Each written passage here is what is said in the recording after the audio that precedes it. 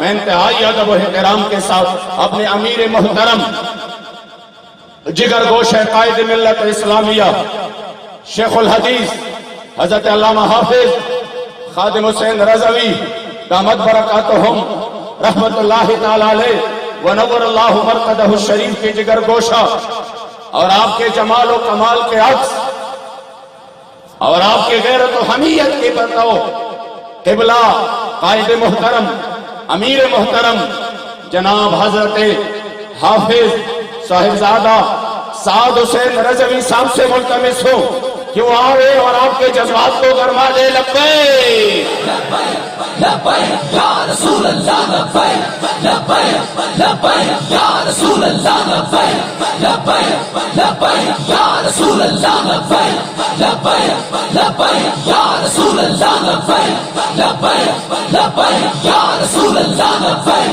لبیک لبیک یا رسول اللہ لبیک لبیک لبیک یا رسول اللہ لبیک لبیک لبیک یا رسول اللہ.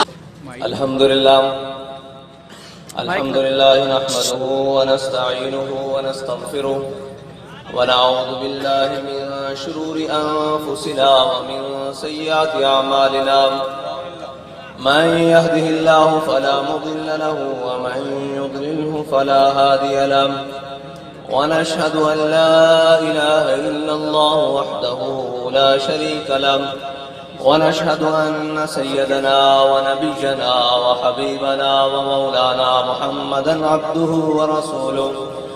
أما بعد فأعوذ بالله من الشيطان الرجيم. بسم الله الرحمن الرحيم. إن شانئك هو الأبتر. صدق الله العظيم وصدق رسوله النبي الكريم الأمين. إن الله وملائكته يصلون على النبي يا أيها الذين آمنوا صلوا عليه وسلموا تسليما. الصلاة والسلام عليك يا سيدي يا رسول الله وعلى آلك وأصحابك يا سيدي يا حبيب الله. الصلاة والسلام عليك يا سيدي يا رسول الله وعلى آلك وأصحابك يا سيدي يا خاتم النبيين.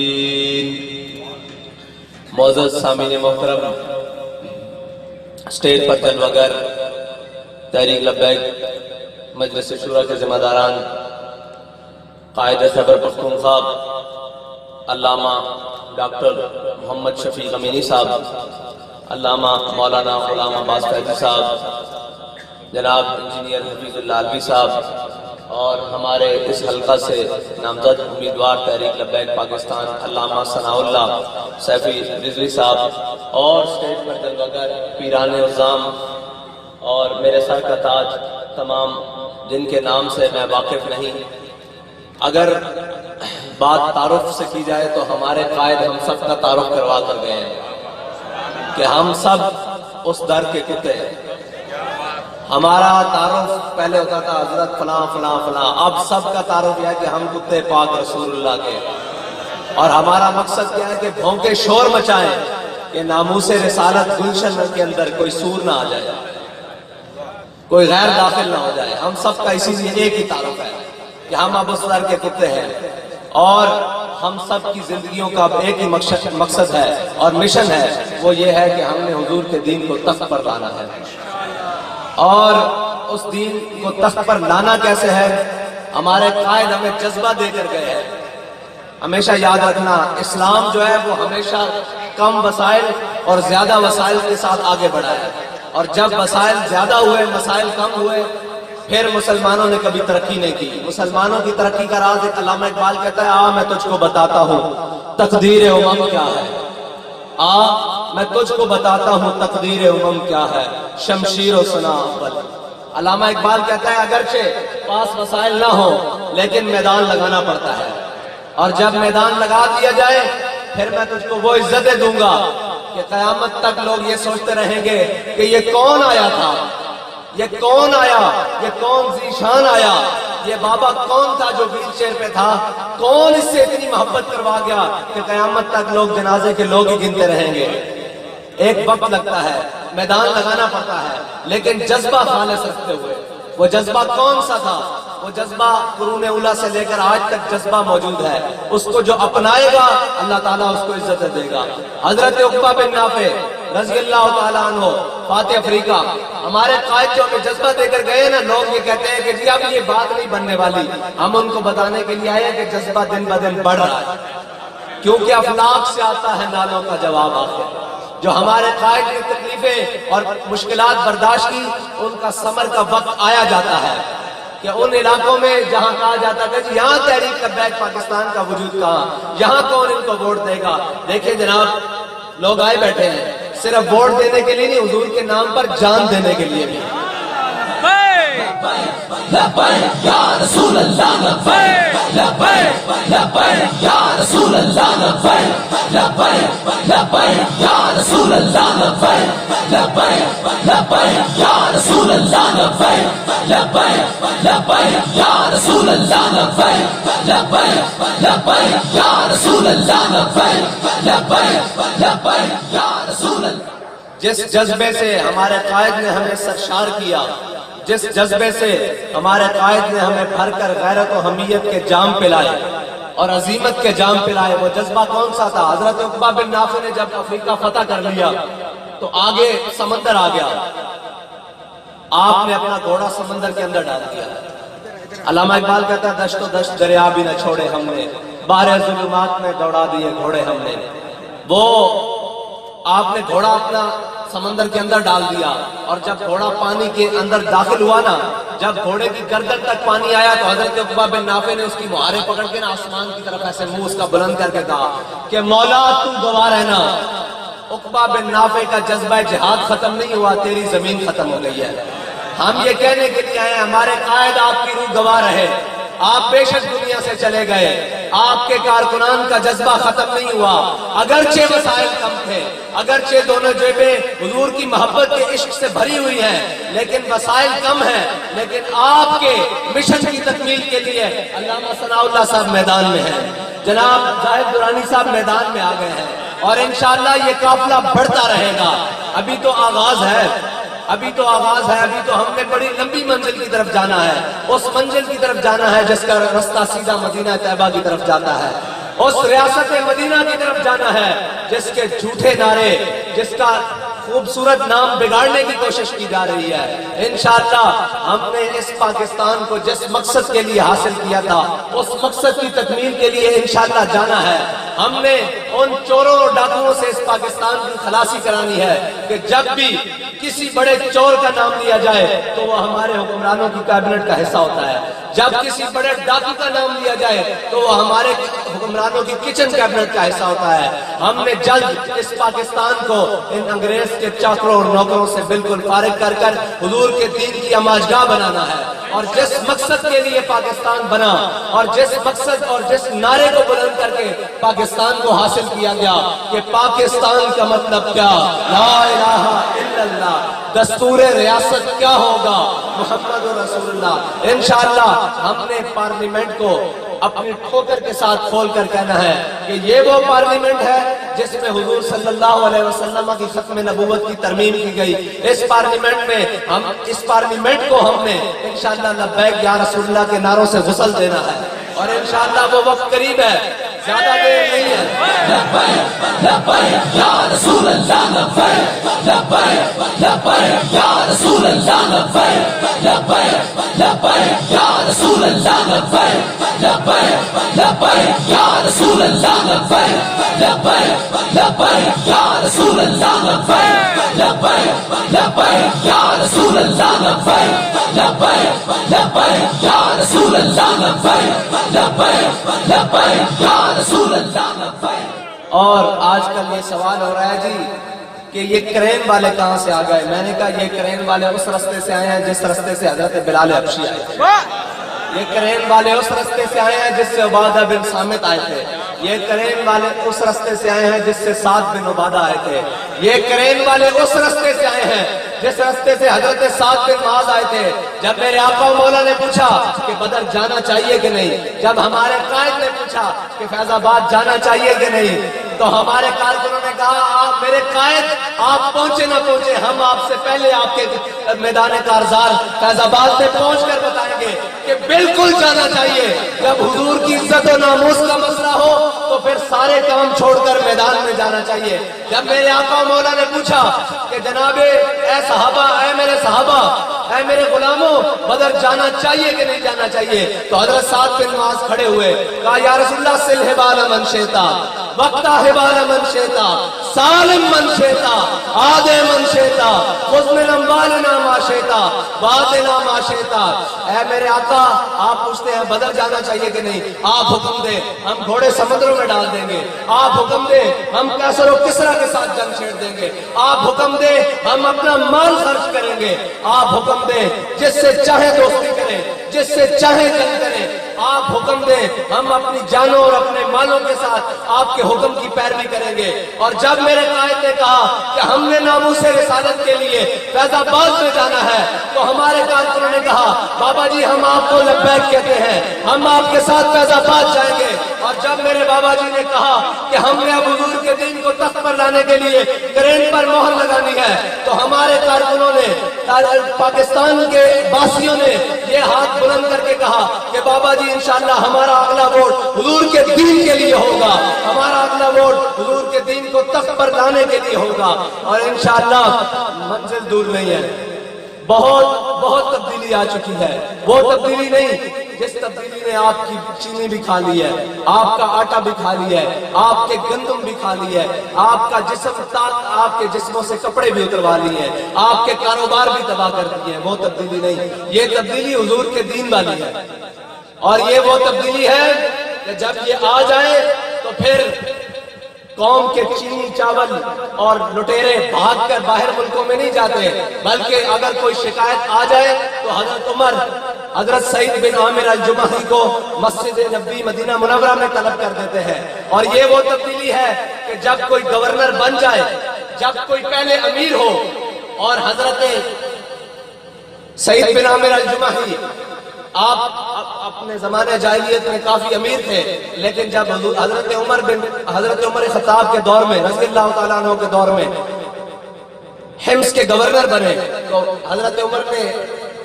صحابہ، ایک آپ نے انٹیلیجنس بنائی ہوئی تھی محمد بن مسلمہ رضی اللہ تعالیٰ عنہ کے ساتھ، حضرت عمر نے کہا کہ حمص کے لوگوں کی لسٹ بنا کر لاؤ، غریبوں کی، ان کی امداد کرنی ہے۔ جب حضرت عمر کے پاس وہ لسٹ پہنچی تو اس وقت سب سے اوپر لسٹ میں جن کا نام تھا وہ حمص کے گورنر سعید بن عامر الجمحی تھی۔ یہ تھا اسلام ریاست مدینہ کا حقیقی تصور۔ اور آج جب پوچھا جائے کہ اس ملک کے سب سے بڑے ڈاکو کا نام بتایا جائے، چور کا نام بتایا جائے، تو وہ ہمارے خان صاحب کی کیبنٹ کا پہلا آدمی جہانگیر ترین کا نام ہے۔ یہ ہے اسلام، یہ ہے اسلام، اور یہ ہے ریاست مدینہ کا جھوٹا نعرہ لگانے والوں کا فرق۔ اور جب ریاست مدینہ کہتے ہیں کہ اوپر بڑی ایمانداری ہے، نیچے سب چور ہیں، میں نے کہا ہمارے قائد کہا کرتے تھے پرنالے، سمجھتے ہیں نا آپ کی زبان میں کیا کہتے تھے پرنالے کو؟ جہاں سے پانی ناوال سے پانی صاف آئے تو نیچے بھی صاف اترتا ہے، اگر ناوال سے پانی گندا اترے تو نیچے بھی گندا اترتا ہے۔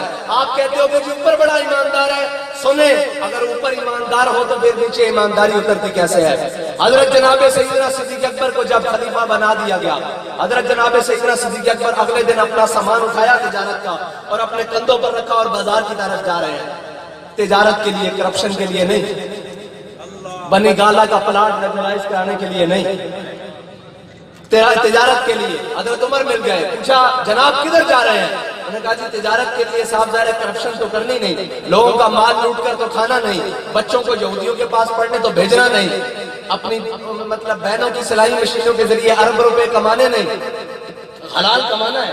حلال کیسے؟ تجارت کے ذریعے۔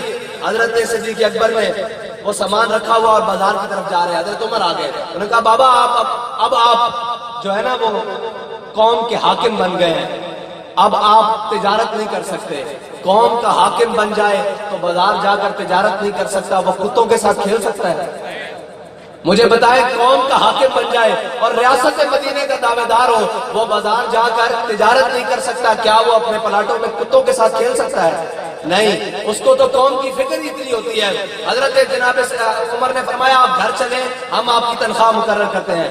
حضرت فاروق اعظم آئے اور اس امت کے امین حضرت عبیدہ بن جراح نے حضرت جناب سیدنا صدیق اکبر ریاست مدینہ کے پہلے حاکم، پہلے خلیفہ کی تنخواہ مقرر کی، ایک مزدور کی تنخواہ برابر کی۔ کہا کہ آپ کو روزانہ بیت المال سے ایک مزدور کی جتنی مزدوری ہے اتنی تنخواہ مل جایا کرے گی۔ حضرت جناب سیدنا صدیق اکبر اس سے گزارا کرنے لگے۔ ایک دن آپ گھر میں کھانا کھا رہے تھے کہ آپ نے اپنی زوجہ محترمہ سے کہا کہ گھر میں کوئی کھانے کے بعد میٹھی چیز ہے کھانے کے لیے؟ انہوں نے کہا بابا جی جتنی بیت المال سے تنخواہ ملتی ہے نا اس سے صرف کھانا روزانہ کا پورا ہوتا ہے، میٹھی چیز نہیں پک سکتی۔ یہ ہے ریاست مدینہ کا حاکم، یہ ہے ریاست مدینہ کا تصور۔ آپ نے کہا ٹھیک ہے۔ کچھ دن بعد آپ جب کھانا کھانے لگے تو آپ کی زوجہ نے آپ کے سامنے کھانے کے بعد کھانے کے ساتھ ہی میٹھی چیز رکھی، کوئی اس دور کی جو بھی میٹھی چیز ہوگی وہ سامنے رکھی۔ تو حضرت جناب سیدنا صدیق اکبر نے فرمایا یہ جو میٹھی چیز ہے یہ کسی ہمسائے کے گھر سے آئی ہے؟ انہوں نے کہا جی نہیں۔ آپ نے فرمایا کسی نے تحفہ بھیجا ہے؟ انہوں نے کہا جی نہیں۔ انہوں نے کہا یہ میٹھی چیز کیسے آ گئی کھانے کے ساتھ؟ آپ کی زوجہ نے عرض کیا کہ روزانہ جتنی تنخواہ آتی ہے نا اس میں ہمارے زمانے کے مطابق آپ ایک ایک پیسہ کہہ لیں، ایک ایک ٹکا کہہ لیں، ایک ایک پائی کہہ لیں، یہ بچائی ہے تو کچھ دن جمع کر کے یہ میٹھی چیز بازار سے سوجی وغیرہ خرید کر آپ کے لیے بنائی ہے۔ آپ نے کھانا نہیں کھایا، آپ اٹھ کر سیدھا بیت المال میں گئے اور جا کر بیت المال کے خزانچی کو کہا، اس کے کلرک کو کہا، منشی کو کہا کہ صدیق کے تنخواہ میں سے اتنے پیسے کم کر دیے جائیں کیونکہ صدیق کا گزارا ان پیسوں کے سوا بھی ہو سکتا ہے۔ یہ ہے ریاست مدینہ۔ لبیک یا رسول اللہ لبیک، لبیک لبیک یا رسول اللہ لبیک، لبیک لبیک یا رسول اللہ لبیک، لبیک لبیک یا رسول اللہ لبیک، لبیک لبیک یا رسول اللہ لبیک، لبیک لبیک یا رسول اللہ لبیک، لبیک لبیک یا رسول اللہ۔ یہ ہے ریاست مدینہ۔ اور جب اوپر نیک بیٹھا ہو، اوپر ریاست کا حاکم ایک مزدور کے جتنی تنخواہ لے رہا ہو تو پھر نیچے کیسے اترتا ہے کام؟ علامہ اقبال کہتا ہے در عمارت فقر را افزودان مثل سلمہ در مدائن دودان۔ اقبال کہتا ہے اگر تو اسلام میں حکمرانی کا تصور دیکھنا چاہتا ہے، اگر تو اسلام میں سروری کا تصور دیکھنا چاہتا ہے، ریاست مدینہ کا اس حقیقی چہرہ دیکھنا چاہتا ہے تو آ میں تجھے مدائن کے گورنر حضرت سلمان فارسی کی ایک بات بتاؤں۔ اوپر ریاست کا حاکم ایک مزدور کی جتنی تنخواہ لے رہا ہے اور نیچے ریاست کے گورنر کا پھر ایسے حال ہوتا ہے جب اوپر چور بیٹھا ہو نا، اوپر جناب اپنے کام سیدھے کرنے کے لیے اور جناب اپنی جائیدادیں بنانے کے لیے اور اپنے پروٹوکول اور اپنی انک رکھنے کے لیے بیٹھا ہو اور جو انسان کو انسان نہ سمجھتا ہو۔ حضرت جناب سیدنا صدیق اکبر کو کس نے کہا انت خلیفۃ رسول اللہ، آپ حضور کے خلیفہ ہیں؟ آپ نے فرمایا انا خلیفۃ رسول اللہ، میں حضور کا نکمہ ترین غلام ہوں۔ یہ اسلام کا جب جو تصور ہے نا حکومت کا وہ یہ ہے کہ جب بھی سربری در دین ما خدمت گری ہے۔ اقبال کہتا ہے اسلام میں حکومت کا تصور صرف خدمت ہے، اس کے علاوہ کچھ نہیں ہے۔ نہ تو جائیدادیں بنانا، نہ بچوں کو باہر بھیجنا، نہ جناب لندن میں فلیٹ بنانا، نہ دبئی میں ولا بنانا، اور نہ جناب جہازوں کی اپنی کمپنیاں بنانا، اور نہ اسٹیل مل اور شوگر ملیں بنانا۔ ملک و قوم کے لیے تو بنتی ہیں، اپنے لیے کچھ نہیں بنتا۔ اسلام کا حکومت تصور، ان کو اسلام سے چڑھ کیا ہے؟ یہی چڑھ ہے کہ اسلام آ کر حساب لیتا ہے کہ حضرت عمر جیسا حاکم بھی جمعے والے دن پورا کرتا پہن کے اور شلوار پہن کے کھڑا ہو جائے تو پہلے سب سے بندہ کھڑا ہو جاتا ہے۔ ہمارے ہاں ایک رواج ہے جی مولویوں کا سیاست سے کیا کام؟ میں نے کہا جب تک سیاست مسجد میں تھی نا تم لوگ سوال پوچھ سکتے تھے، تم پوچھ سکتے تھے جناب یہ کرتا کہاں سے بنا، یہ شلوار کہاں سے بنی۔ اب جب تم نے سیاست اور حجروں میں اور جناب ڈیروں کے اوپر اور جناب عالی شان محلوں کے سفر سیاست کر دی ہے، اب تم سے کوئی ہاتھ ملانے والا بھی نہیں، اب تمہیں عید کے دن بھی پوچھنے والا نہیں۔ اب تم 10 چکر ان کے حجروں کے لگاتے ہو اور بعد میں آگے کہتا ہے جی پیسے دو 25,000 پھر آپ کا میٹر لگے گا۔ ووٹ بھی دیتے ہو، ان کے حجروں کے چکر بھی لگاتے ہو اور وہ تمہاری بات بھی نہیں سنتے۔ اگر مسجد کے اندر سیاست ہو تو ڈاکٹر صاحب وزیر اعظم ہو، ٹھیک ہے، اور ڈاکٹر صاحب کو پتا ہو کہ میں نے اس فجر کی نماز مسجد میں پڑھنی ہے، ایک بندہ آئے فجر کے ٹائم ڈاکٹر صاحب میں نے آپ کو یہ کام کہا تھا، میرا کام کہاں ہے؟ پھر زور کے ٹائم متھے لگے، عصر کے ٹائم، عشاء کے ٹائم تو ڈاکٹر صاحب کو وہ کام کرنا پڑے گا نا۔ اگر ڈاکٹر صاحب اپنے بنی گالا محل میں آکڑ کے بیٹھے رہے اور پوری قوم لاشیں رکھ کے بلا رہی ہو اور پوری قوم کی بیٹیاں کہہ رہی ہوں کہ آئیں ایک مسئلہ حل کرتے ہیں، ہماری لاشیں ہم مطلب بیوہ ہو گئے اور جناب یتیم ہو گئی ہیں، ہماری آگے بات سنیں تو بندہ بنی گالا کے محل کے اندر آ کر کے بیٹھا رہتا ہے، وہ کہتا ہے مجھے پرواہ نہیں ہے۔ اگر وہ مسجد میں نماز پڑھنے کے لیے آتا ہو تو کوئی نہ کوئی تو اسے گریبان سے پکڑ کے کہے گا کہ جناب قوم کی بیٹیاں آپ کو بلا رہی ہیں، جائے وہاں بات سنیں۔ اس لیے مسجد ہی کے اندر سیاست تھی تو آپ پوچھ سکتے تھے کہ اس امت کے خلیفہ حضرت جناب فاروق اعظم جمعہ کے دن نیا سوٹ پہن کر کھڑے ہوئے، پہلے سب سے بندہ کھڑا ہو گیا، اس نے کہا جناب جو آپ کے حصے میں مال غنیمت سے کپڑا آیا ہے یا اس کی قمیض بن سکتی ہے یا شلوار، آپ بتائیں، پہلے جمعہ پہلے بعد میں پڑھیں گے آپ کے پیچھے، پہلے یہ بتائیں آپ کا یہ مکمل سوٹ کیسے طے ہوا؟ آپ نے فرمایا اس کا جواب میں نہیں، عبداللہ بن عمر دیں گے۔ انہوں نے کہا جی وہ کیسے؟ انہوں نے کہا جو ان کے حصے میں مال غنیمت کا کپڑا آیا تھا انہوں نے وہ مجھے دے دیا اور اس طرح پورا شلوار قمیض بنی۔ اور حضرت عمر نے کھڑا ہو کر کہا کہ اگر عمر ٹیڑھا ہو جائے تو پہلی سب سے آدمی تلوار لے کر کھڑا ہو گئے نمازی، انہوں نے کہا اس تلوار سے عمر کو ٹھیک کر دیں گے۔ یہ ہے جب تک مسجد کے اندر سیاست، اور جب حجروں میں چلی گئی تو پھر آپ دیکھیں ملک کے ہر چیز لوٹ کر کھا گئے، اور بات چل رہی تھی کہ اوپر نیک ہو تو نیچے نیکی اترتی ہے۔ مدائن کے گورنر حضرت سلمان فارسی ایک چوک میں کھڑے، تاجروں کا قافلہ آیا، تاجروں نے آ کر اپنا سامان اتارا، سارے مزدور تاجروں کا سامان اٹھا کر چل دیے، ایک تاجر رہ گیا اور ایک حضرت سلمان فارسی رہ گئے۔ اس نے دیکھا، اس نے کہا یہ بندہ کھڑا ہوا، اس نے کہا بابا مزدوری کرنی ہے؟ حضرت سلمان فارسی نے کہا مزدوری کرنی ہے، بالکل کرنی ہے، کیونکہ میرا اوپر حاکم جو ایک مزدور کی جتنی تنخواہ لے رہا ہے۔ کہا میں نے مزدوری کرنی ہے۔ انہوں نے کہا جی بابا اٹھائیں سامان۔ انہوں نے سارا سامان اٹھا کر کچھ حضرت سلمان فارسی کے سر پر لاد دیا اور کچھ بغلوں میں دے دیا، کچھ ہاتھ میں دے دیا۔ جب آپ مین بازار میں سے گزرے تو لوگوں نے سلام کیا، السلام علیکم یا امیر، السلام علیکم یا امیر، السلام علیکم یا امیر۔ وہ تاجر ہاتھ باندھ کے پیچھے ٹھٹک کے رہ گیا۔ اس نے کہا یہ کون ہے جس کو میں نے سامان اٹھایا ہوا ہے؟ انہوں نے کہا آپ کو پتہ نہیں ہے، یہ مدائن کے گورنر سلمان فارسی ہیں، اس لیے کہ ریاست مدینہ کا حاکم اوپر ایک مزدور کے جتنی تنخواہ لے رہا ہے اور نیچے ریاست کے گورنر ایک مزدوری کرنے پر فخر محسوس کر رہے ہیں۔ اسلام کا نظام حکومت یہی ہے کہ صرف اور صرف قوم کی خدمت، نہ کرپشن، نہ چودھری، نہ ڈیرہ داری، نہ جناب بدماشیاں، نہ ظلم، صرف اور صرف اسلام کا مقصد حضور کے امت کی خدمت کرنا ہے۔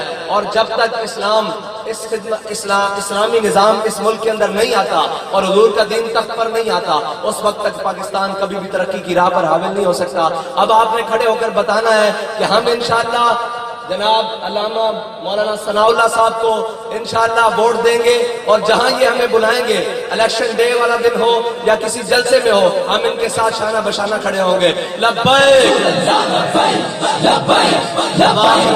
رسول اللہ لبیک لبیک لبیک یا رسول اللہ لبیک لبیک لبیک یا رسول اللہ لبیک لبیک لبیک یا رسول اللہ لبیک لبیک لبیک یا رسول اللہ لبیک لبیک لبیک یا